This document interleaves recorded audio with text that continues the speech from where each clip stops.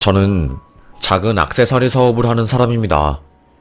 애들은 시집가고 벌써 중년의 나이가 다 되었지요. 58년생 개띠로 태어나서 참 세월이 빨랐습니다. 고생도 많이 하고 힘든 일도 슬픈 일도 다 훌훌 지나가고 이제는 거울 속에 주름진 제 얼굴이 세월을 대신할 뿐이었지요. 저는 어릴 때부터 찢어지게 가난했어요. 하지만 부모님만큼은 가난한 마음이 아니었습니다. 순이야, 너는 가난하다고 기죽으면 안 된다. 사람들은 대부분 겉모습만 보고 판단을 해. 네가 기죽으면 귀신같이 사람들은 그걸 알고 너한테 접근한단다. 그러니 돈이 없어도 항상 돈 많은 척, 당당한 척하고 살다 보면 진짜로 돈이 들어온단다. 저는 아빠가 뜬구름 잡는 소리만 한다는 생각에 한 귀로 듣고 한 귀로 흘려보냈어요. 그런데 제가 대학생일 때 아빠의 사업이 소위 대박이 났습니다. 자영업을 하시는 아버지는 가게를 열기 전까지 노가다 일을 하면서 항상 불안정한 일자리를 가지고 사시다가 그동안 10년 넘게 모은 돈으로 가게를 작게 오픈하게 되었고, 그게 대박이 나면서 확장하고 손님들이 바글바글해지고 장난 아니었어요. 한순간에 가난했던 저희 집은 어마어마한 현금 부자가 되었지요. 아빠 가게가 마감하고 그날 매출로 나온 현금 다발을 세느라 엄마 손 지문이 다 없어질 정도였고, 현금 세는 기계까지 저희 집에 있을 정도였어요. 저는 아빠가 맨날 집에서 소스 개발한다고 배랑 당근이랑 매실이랑 새우젓, 청양고춧가루 등등 정말 별의별 식재료를 다 가져와서 믹서기에 돌리고 난리칠 때, 아 진짜 나 공부해야 하는데 대체 집에서 이게 뭐 하는 거야? 가루 때문에 자꾸 기침 난다고. 순이야, 좀 기다려봐라. 아빠가 아주 기가 막히게 맛있는 소스 만들어서 가게 성공시킬 거니까. 거의 24시간 중에 14시간은 소스 개발에 투자를 하는 아빠였습니다. 아빠는 결국 성공했고, 저는 그런 아빠 덕분에 대학생 때부터는 편하게 살 수 있었어요. 돈을 정말로 쓸어 모았고, 저도 유복하게 그동안 가난했던 삶을 보상받는 것처럼 명품 가방도 메고 좋은 곳 가서 맛있는 음식 먹고 해외여행도 다니고 그렇게 만족스러운 인생을 살았습니다. 그렇게 살다가 의대에 다니는 지금의 남편과 결혼하게 되었어요.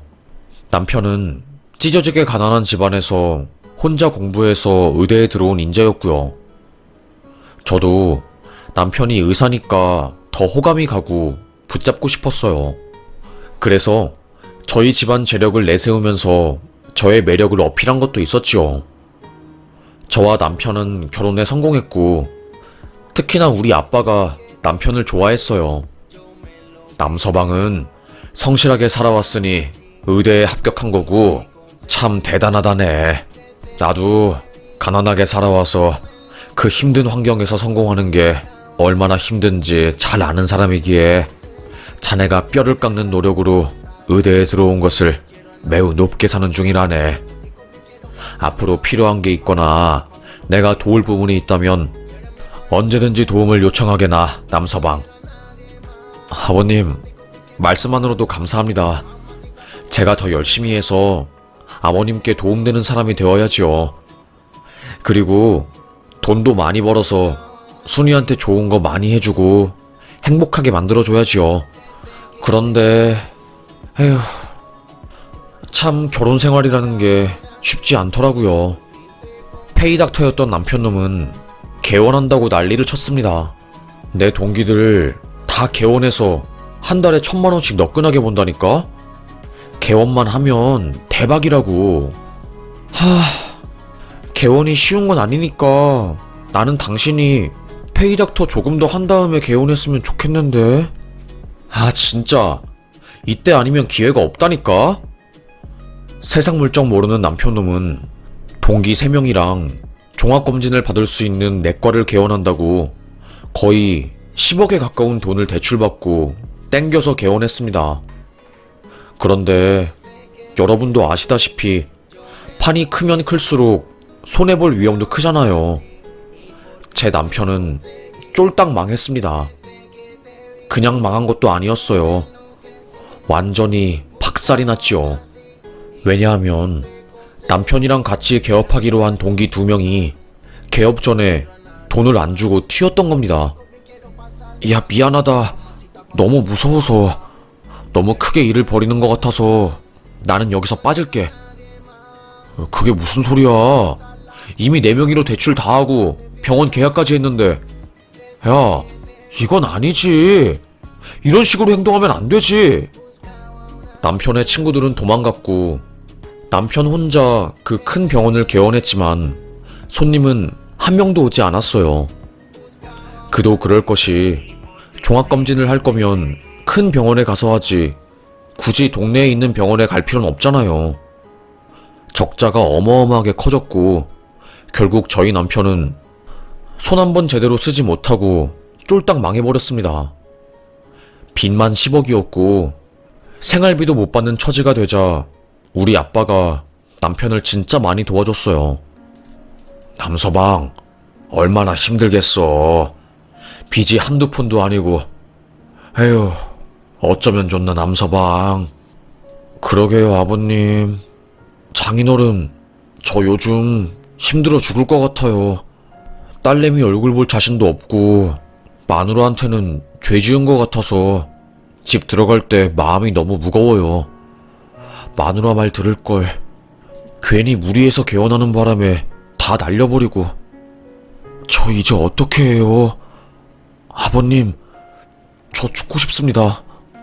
저희 남편은 아빠 앞에서 아이처럼 펑펑 울었어요. 술김에 감정이 올라와서 그런 것도 있었지만 그동안 스트레스가 어마어마했던 모양이었죠. 착한 아빠는 돈 걱정은 너무 크게 하지 말게나. 내가 딸한테는 생활비 따로 줄 거고 자네 은행이자 내는 것도 내가 도와주겠네. 자네는 원금 열심히 갚으려고 해봐. 그러면 다달이 나가는 이자에 대한 부담도 좀 없어지지 않겠나? 장인어른, 정말 감사합니다. 제가 두고두고 이 은혜 잊지 않고 꼭 갚겠습니다. 성공한 아빠가 저희 부부에게 손을 내밀어 순간 저희 부부는 숨통이 트였어요. 저는 아빠 진짜 고마워.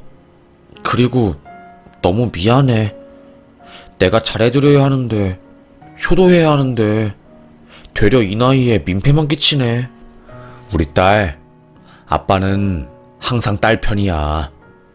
딸이 100살이 되어도 내 눈에는 우리 딸이 갓난아이처럼 보여. 그러니 아빠 눈치 보지 말고 힘들 때면 언제든지 손 내밀고. 아빠는 참 따뜻한 분이었습니다. 그렇게 저희 부부는 딸아이가 대학을 갈 때까지 친정아빠 도움을 받으면서 살았어요. 세월이 흘러서 딸내미가 결혼하고 미국으로 시집가면서 저희 부부는 둘이 살게 되었고 그 무렵에 거의 10억에 달하는 빚을 다 갚게 되었습니다. 참 힘들었어요. 그래도 빚이 사라지니까 마음이 후련하더라고요. 남편도 그 이후로는 마음 가볍게 페이닥터 일하면서 살았고 저는 아빠 가게 일을 도와드렸습니다. 한참 아빠 가게에 손님들이 많이 오시는데 아빠가 안 보이는 거예요. 뒤에 있는 창고에 가서 김치를 가져오겠다고 말한 지 30분이 넘었는데도 주방에 안 들어오니까 저는 아니, 아빠 뒤에서 뭐 하시는 거야 진짜. 답답하네. 아빠? 아빠 왜 그래? 아빠! 창고에 가보니 아빠가 쓰러져 있었고 입에 거품을 물고 있었어요. 저는 가게로 뛰쳐가서 혹시 여기에 의사 있어요? 의사 있습니까? 손님들은 아니 무슨 일이에요? 네? 구급차 불러드릴까요? 네, 빨리 불러주세요. 우리 아빠가 쓰러지셨어요. 다행히 밥을 드시러 온 손님분 중에서 응급구조사가 있으셨고 긴급처치를 하면서 구급차에 이송되었어요. 정밀검사를 받은 아빠는 대장 쪽에 암이 있다는 판정을 받으셨고 극심한 고통으로 인해서 쇼크로 쓰러진 거였습니다. 더불어 간질 증상까지 나타나면서 입에 거품을 물고 기절한 거였고요.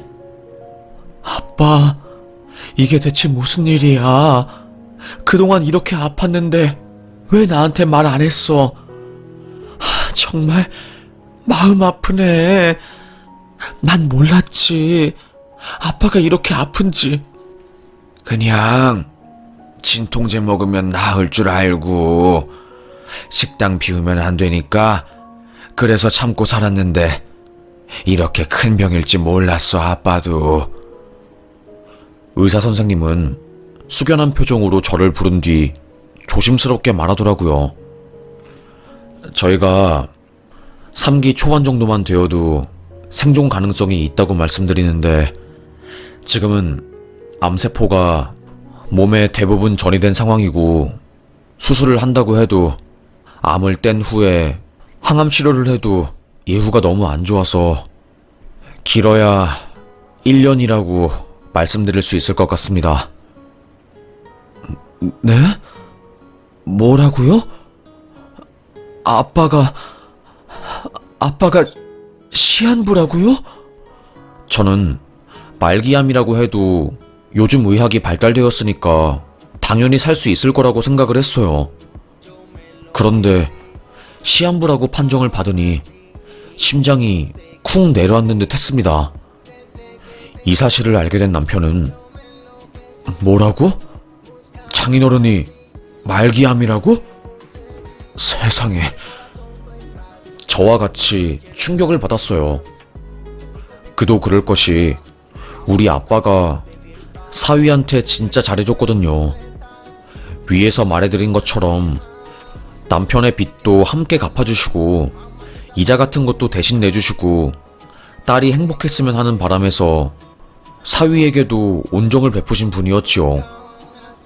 그런데 한순간에 아빠가 쓰러지시니까 아빠의 가게를 지킬 사람이 없어졌고 제가 대신해서 아빠 가게를 지켜야 했어요. 그렇다 보니까 아빠 간병을 해줄 사람이 없었고 저는 남편에게 조심스럽게 부탁했습니다. 당신이 그래도 내과 의사니까 아빠 마지막 간병을 좀 해주면 안 돼? 아빠가 당신한테 지금까지 해준 것도 있고 그러니까 당신이 전문가니까. 남편은 잠시 고민한 듯한 표정을 짓다가 그래, 당연히 내가 할 일이지. 아버님 도움 없었으면 지금의 나도 없으니까.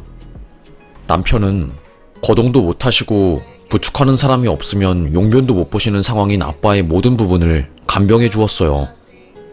정말로 소위 똥도 닦아주고 뭐 밥도 먹여주고 별의 별거를 다 해줬죠.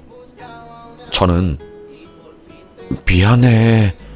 여보한테 너무 무겁고 힘든 일을 시킨 것 같네. 나도 최대한 일 끝나고 병원 바로 가서 간병하도록 할게. 아니야.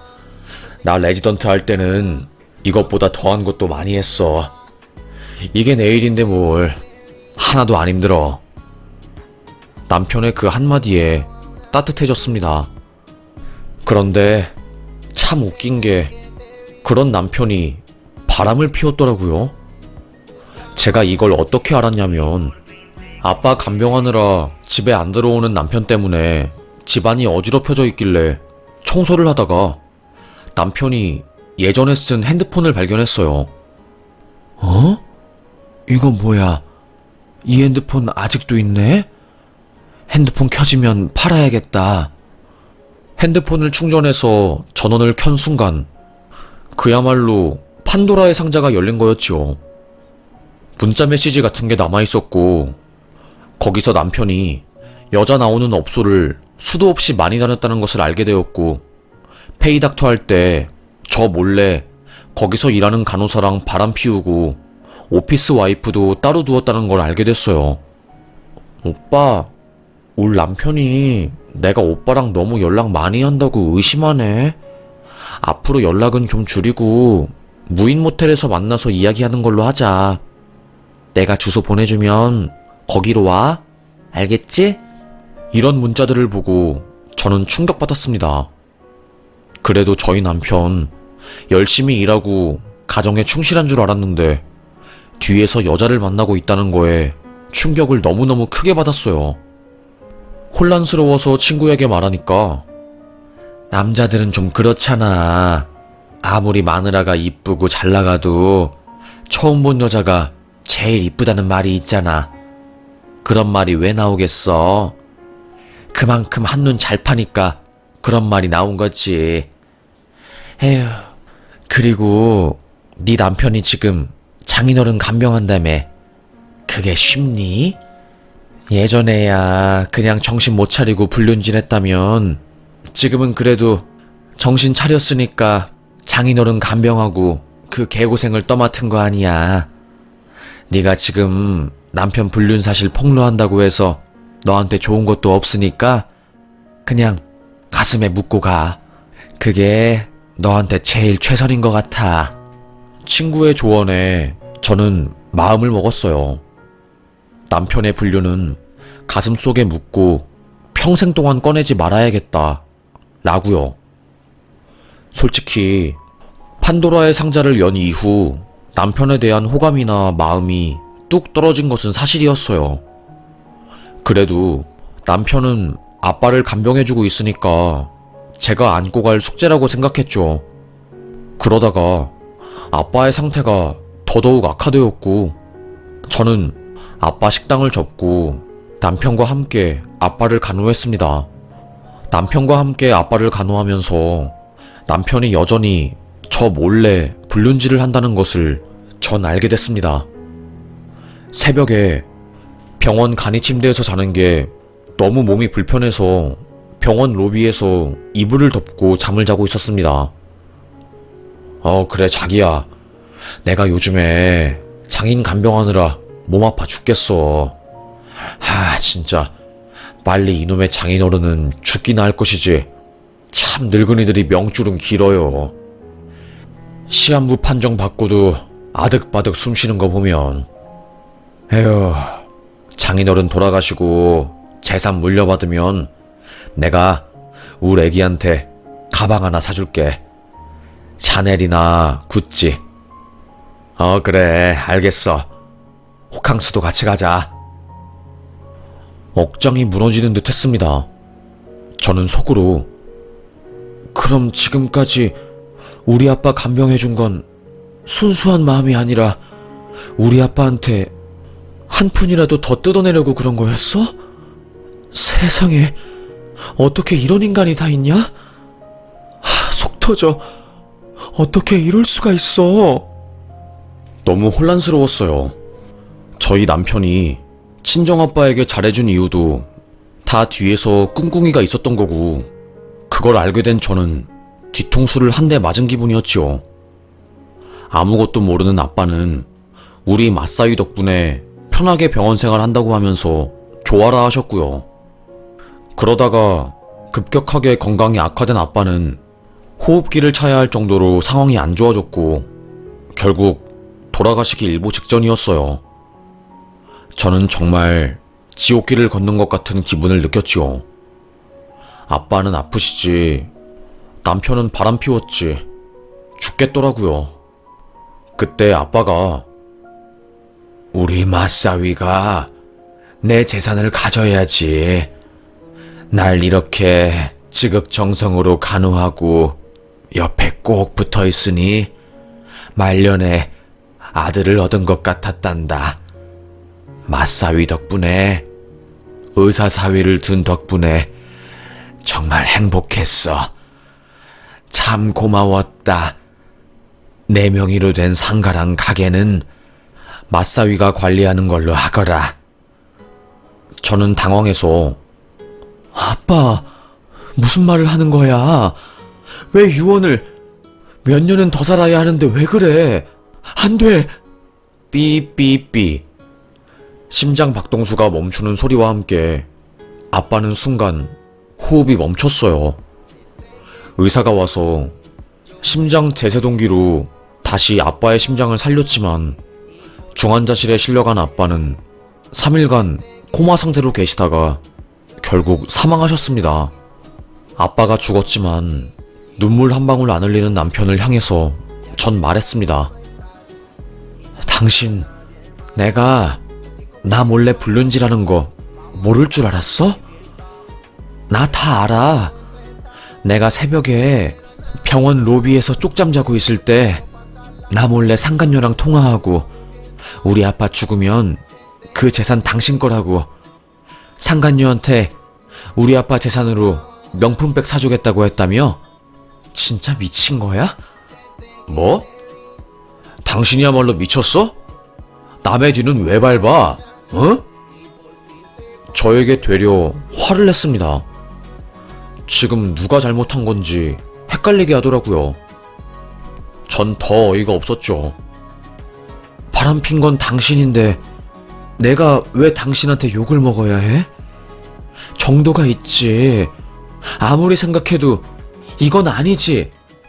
화를 뺑 내니까 남편은 그래, 솔직히 말할게. 나 당신 몰래 바람 피운 거 맞아. 그런데 나도 장인어른 보살폈으니까 받을 건 받아야지. 어차피 우리 부부 이미 신뢰는 깨진 것 같으니까 여기서 그만하는 걸로 하고, 나는 장인어른이 말한 것처럼 상가랑 가게 가지고 갈게. 됐지? 말도 안 되는 소리 하지 마. 당신이 한 게 뭐가 있다고? 뭘 그렇게 잘했다고 우리 아빠 건물이랑 가게를 가져가? 그게 우리 아빠의 전부인데 아무것도 모르는 아빠만 당신의 그 두 얼굴, 소름 끼치는 두 얼굴에 속아가지고 그런 소리를 한 거지. 남편은 저의 말에 코웃음을 치면서 빈소를 나가더라고요. 손님들이 올 때만 빈소를 지키고 손님 없으면 바로 빈소를 나가서 딴청을 피우는데 열이 부글부글 올라오는 겁니다. 최소한 아빠한테 예의는 지켜야지.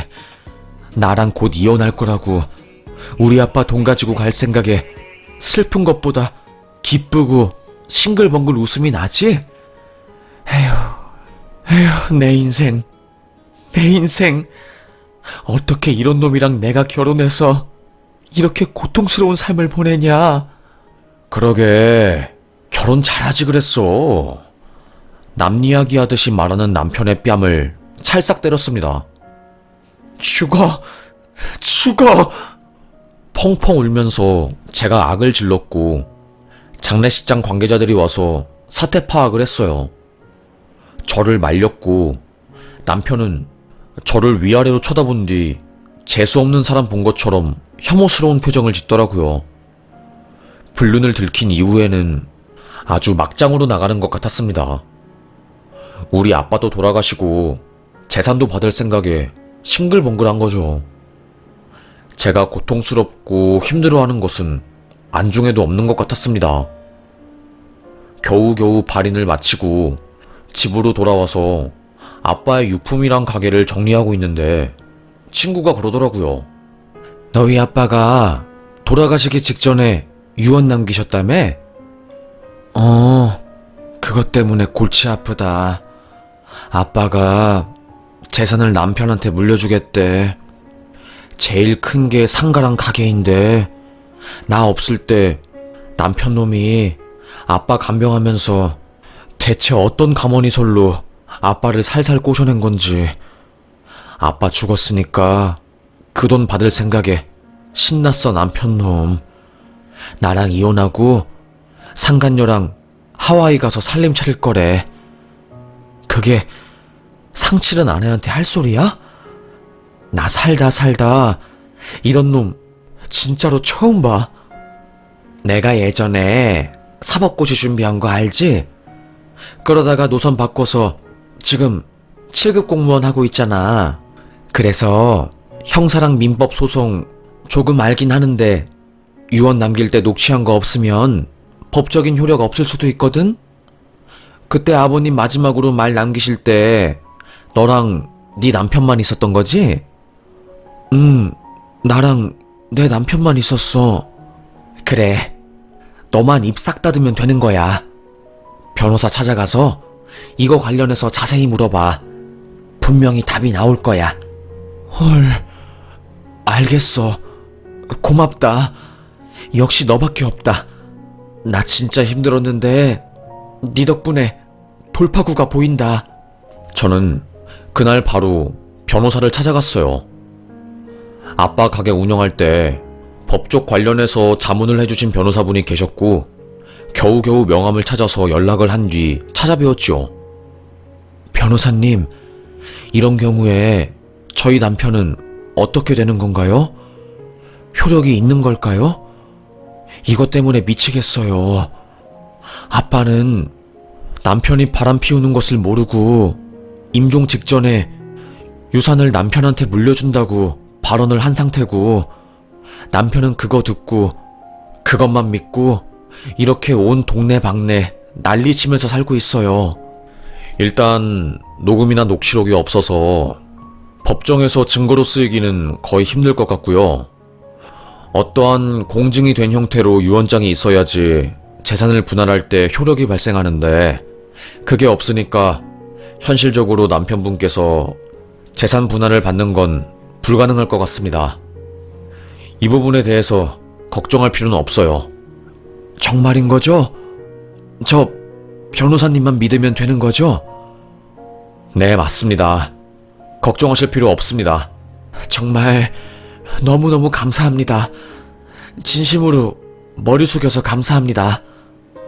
계속해서 제 마음을 짓누르는 무언가가 싹 하고 내려가는 듯한 기분이 들었어요. 아빠 사망 신고를 하고 나머지 서류를 정리한 뒤 세무사를 찾아가서 재산을 확인했습니다. 외동딸인 저에게 아빠의 가게와 상가, 그리고 현금 등등이 상속되었어요. 사실 아빠가 돌아가셨는데 돈이 뭐가 중요하겠어요.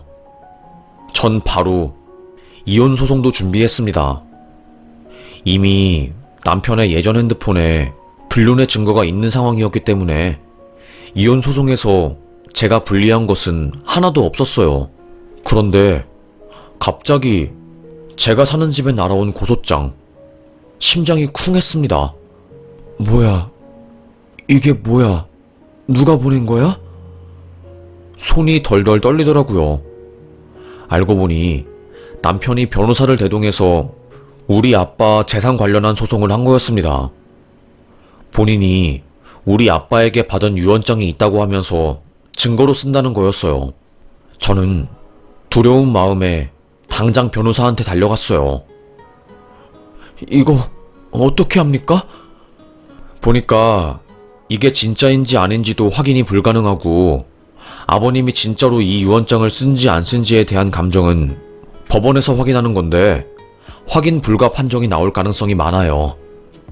뭐 어떤 변호사를 믿고 사위가 장인어른 재산에 관해서 소송을 거는지 모르겠는데 장인어른이 일군 재산에 대한 기여도도 거의 없다시피 하고 마지막에 아버님이 아프셨을 당시에 6개월 정도 의사 사위로서 간병을 한 거에 대한 기여도도 재산 분할에 있어서 거의 영향을 끼치지 않을 겁니다. 걱정하지 않으셔도 되어요. 그리고 그 증거라고 내민 거 거의 소용없을 가능성이 매우 농후합니다. 결국 저희 변호사님이 예상한 대로 흘러갔습니다. 너무 다행이었어요. 남편의 소송 자체는 경찰에서 아예 송치 자체를 안 해버렸습니다. 나중에 이의 신청을 하긴 했지만 그것도 거의 뭐 증거가 없다시피 했기 때문에 검찰에서 받아주지 않았어요. 나중에 저는 남편에게 너는 의사면 뭐하냐? 아는 게 하나도 없고 멍청한데 진짜로 아빠의 그 한마디로 네가 우리 아빠 재산 다 가져갈 수 있을 거라고 생각했어? 제발 꿈에서 벗어나. 그리고 이제는 네가 알아서 돈 벌어서 살아. 어디서 기생충 짓거리를 하고 있어? 네 병원 망해가지고 우리 아빠가 피땀 흘려서 이자 대신 갚아주고 우리 생활비까지 보태줬는데 넌 진짜 은혜를 똥으로 갚는구나? 너 뭐라고 했어? 고래고래 고함을 지르는 전남편을 뒤로 두고 저는 집을 나왔고 그렇게 이혼하게 되었어요. 이혼하니까 진짜 속이 뻥 뚫리더라고요. 친구들과 함께 술 마시면서 야, 진짜 사람 사이 멀어지는 거 한순간이다. 난 내가 이렇게 이혼할 줄은 꿈에도 몰랐어. 그래도 그 전까지는 사이가 좋았거든. 그러다가 불륜질한 거 알게 되니까 남편한테 정남이 뚝 떨어지고 거기에 우리 아빠 돈 노리고 간병한 사실까지 알게 되니까 진짜 너무 어이가 없네. 아휴, 참 인생이 뭐 이러냐? 다 그렇지. 그놈 자식은 은혜도 모르고 나중에 천벌 받을 거야. 그런 애들은 꼭 나중에 천벌 받더라고. 진짜 너 걱정하지 마. 이제는 행복하게 살자. 지금까지 열심히 살았으니까. 야, 고맙다. 그렇게 말해줘서 진짜 너무너무 고마워. 친구의 위로를 받은 저는 이혼으로 인한 힘든 감정들을 조금씩 털어놓고 있었어요. 그러다가 저희 남편의 가까운 지인이자 제가 아는 동생이 갑자기 저에게 전화를 한 겁니다. 누나, 그거 들었어? 뭘 들어? 아니, 누나 전 남편. 그러니까 그 의사 형 장난질하다가 이번에 깜빵 갔잖아. 그게 무슨 소리야?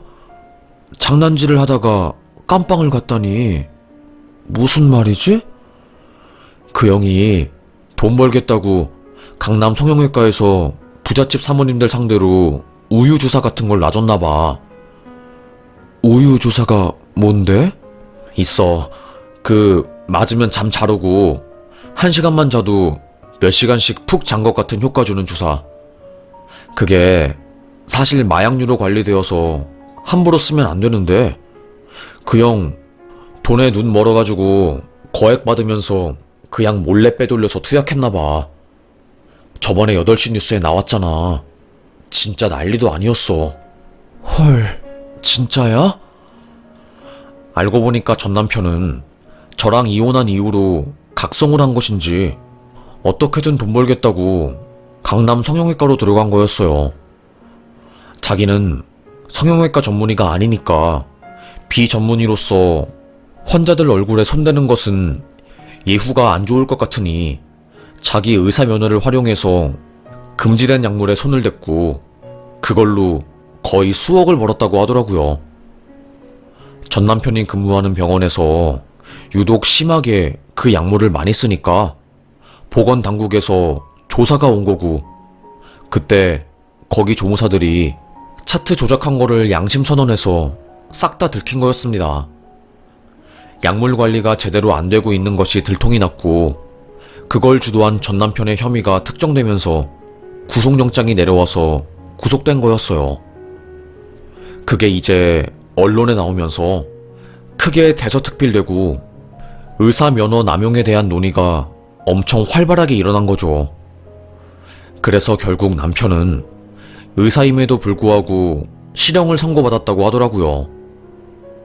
보통 의사들은 아무리 죄를 지어도 면허 때문에 실형까지 선고를 안 받는데 너무나도 충격적이었습니다.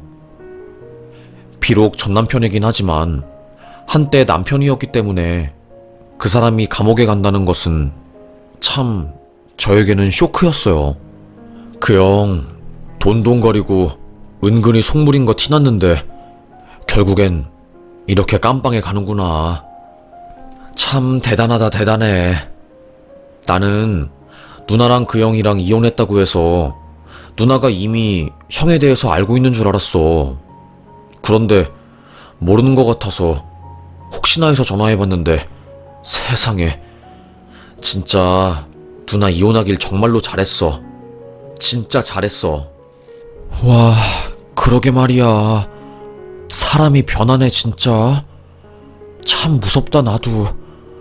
이젠 누굴 믿고 만나냐? 그러게. 아는 동생과 저는 전남편에 대한 이야기를 한참 동안이나 했습니다. 속이 다 시원하더라고요. 비록 전화통화긴 했지만 그놈의 영악하고 소름 끼치는 두 얼굴에 대해서 말을 하니까 1시간, 2시간이 후딱 가더라고요. 저희 딸내미도 아빠의 그런 모습을 알게 된 이후로 아빠랑 연을 끊었고, 저도 마찬가지로 이혼한 전남편이랑 다시는 만나기 싫어서 전화번호도 바꾸고 제가 할 수 있는 모든 것을 동원해서 저의 개인정보를 바꿀 수 있는 것은 다 바꾸었네요.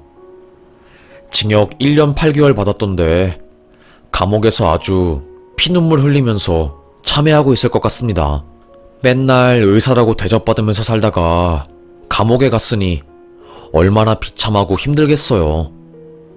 제발 거기 가서 정신을 좀 차리고 반성도 하고 살았으면 좋겠네요. 에휴, 참. 그리고 의사 면허 가지고 있다고 뭐 봐주고 형사처벌 안 하고 그런 법의 체계가 제발로 바뀌었으면 좋겠네요. 그리고 인성교육도 필수인 것 같습니다.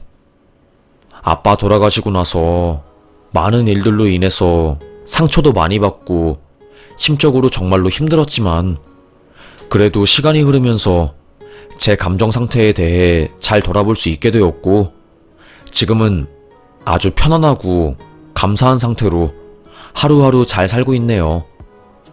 그 덕에 이렇게 글도 쓸 수 있게 되었고요. 지금까지는 가정을 위해서 헌신하면서 살았다면 이제부터는 제 자신을 위해서 살고 싶습니다. 내 자신을 위해서 사는 게 결과적으로는 가장 좋은 것 같아요. 그래야지 행복하더라고요. 여러분도 그렇게 사시길 바라겠습니다. 그리고 재산 문제는 아프기 전에 일찍 정리하는 게 가장 좋은 것 같아요. 아빠가 입원할 때 옆에 부잣집 할아버지도 입원하셨는데 그 할아버지 자식들은 재산 서로 갖겠다고 하면서 소송하고 난리도 아니더라고요. 친자식인데도 불구하고 자기 아빠한테 소송 걸고 참 이게 뭐하는 짓인가 싶었습니다. 씁쓸하기도 했고요. 뭐 잠깐 이야기가 다른 길로 샜는데 하여튼 제 이야기는 여기까지였고